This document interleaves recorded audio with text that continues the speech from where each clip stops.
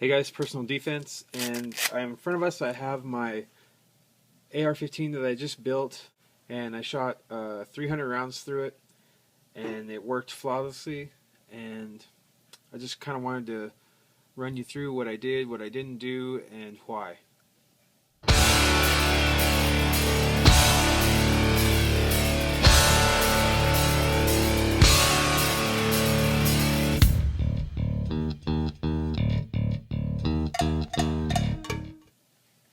Okay, so if you follow my Facebook page, or if you've been, I think I did I did do a lower receiver build video, and it was on this actual AR-15.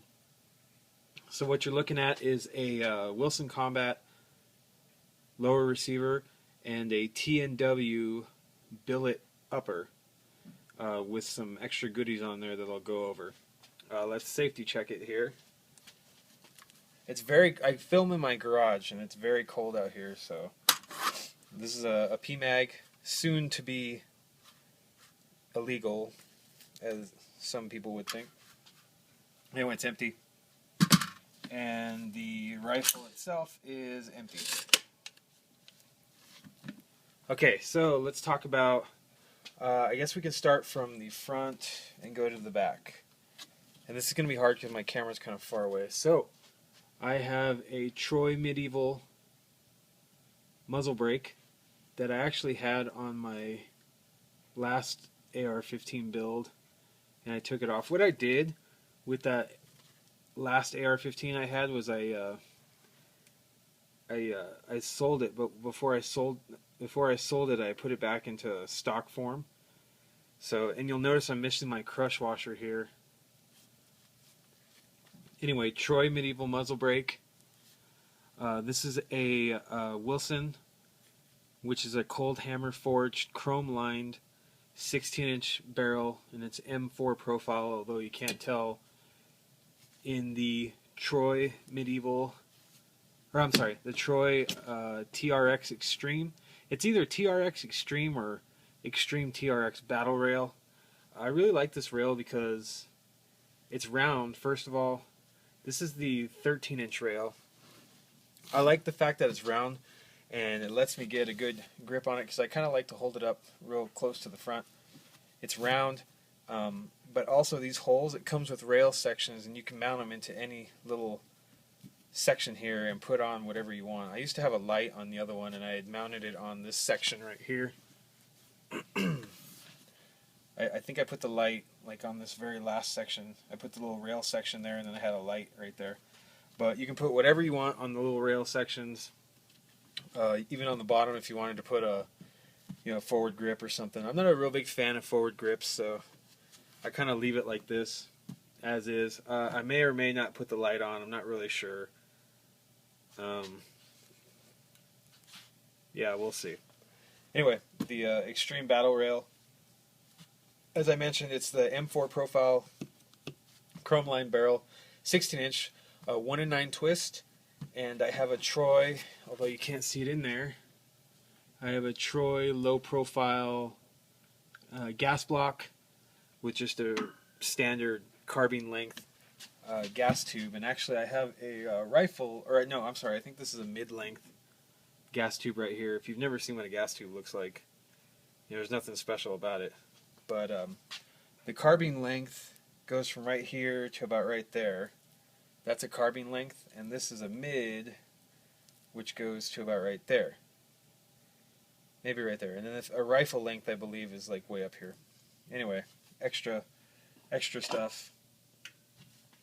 I have the Magpul M-Bus flip-up sights on it. There's the front one, and here is the rear.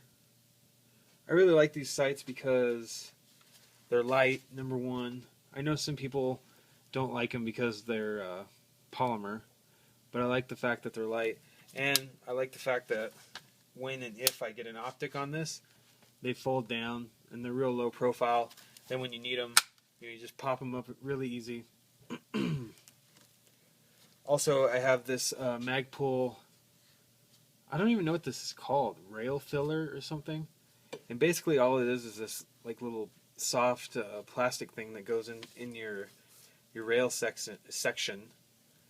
And if you had a quad rail, you know, you would put this on each side if you didn't have anything, as opposed to rail covers. It's a lot more low profile, and it's really easy on your bare hand.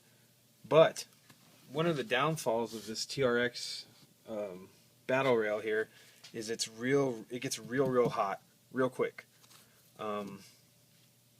I'd say maybe after you shoot about 90 rounds, it's almost too hot to hold, so you have to use gloves.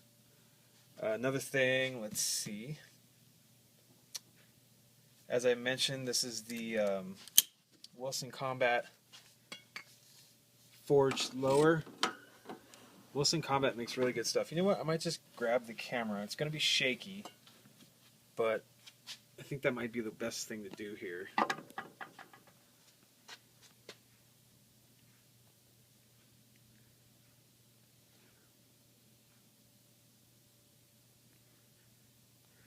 So this is the Wilson Combat Forged Lower, and as I mentioned before in my build, because I put a safe right here, I got this for like less than half price. I got it very cheap. I think it was like $89. The Magpul Myad, it's I don't think they call it a modular. It's a really customizable grip. You can take, there's two front sections here, one with a little finger groove or finger rest there, one without, and then it has three sections on the back here. This is the biggest one, and I like it because it has this insert here from the bottom of the receiver, because I mean really if you grip it, your hand doesn't go all the way up there, so that's nice for your hand, for a nice good grip. The texture is very aggressive and it looks good. In this receiver I have a Rock River lower parts kit, which is a really nice trigger, really nice lower parts kit. It's all mil spec, so it all fit in very well. I have a Spikes Tactical billet trigger guard here, which is a slightly oversized profile, as you can see there, which is nice when you have a glove finger going in there, not particularly these gloves, but if you had some bigger, thicker gloves maybe. Also, since it's billet, it kind of matches my T&W billet upper, which if you've never seen a billet upper, they are just amazing looking. I just love the way they look. There's not really a rounded edge to it. They're just kind of all squared off, and it just looks tough and really strong, especially on this other side here. You can see it looks really strong and tough. One of the bad parts is I had a bad Magpul bad lever. Didn't work on this because it's so big. Also, over here, if you look real close, I had to trim down that little stop there from the Troy rail because this is so oversized, it didn't fit. So I had to really trim that down so it would fit. A lot of Dremel work, and I felt really bad about doing it, but whatever. So yeah, and you can see the logo there, T&W. Inside here I have a R-Guns nickel boron bolt carrier group, and the whole thing, the whole thing, including the everything, even though it looks black in there because I shot a lot, the whole thing is nickel boron coated. I'm not really sure if it really helps with you know, like they say, lubrication, dry lube and all that stuff. But I just think it looks kind of cool in there. And I'm sure it'll help. It has a purpose other than looking cool. There's my rear sight, like I mentioned. I have my Zombie Hunter charging handle, which is actually kind of a piece of crap. And my Zombie Hunter extended latch there, which is kind of cool if you get something jammed in there. These extended latches are nice because you can get a lot of leverage on it. Also, you can use, you know, your foot maybe if it's really jammed. Not that I recommend that, but this is a Tapco. No, this is a Spikes buffer spring and buffer tube. It's a commercial spec, and I have the Magpul CTR commercial spec stock, which has the friction lock and a sling mount in the back. That's the only difference between the MOE and the CTR. Other than that, that's all that's been done to this. Oh, and I have a Troy ambidextrous single point sling mount there. If you can see on the back of the plate here, which I really like that as opposed to the Magpul one, which kind of has a little ring that makes some noise if you're walking around with it or something. If you're trying to be stealthy about it, you know what I mean. If you've never looked down these Magpul sights, I mean, it's your basic ghost ring or peep sight that you're going to see on any other. The rear sight is windage adjustable, and the front sight you adjust elevation just like any other, typical AR sighting system, iron sights. Regular, I got my Skull Candy sticker on there. The lower parts kit is all mil-spec, regular stuff. I will open it up here and show you what a better look at the bolt.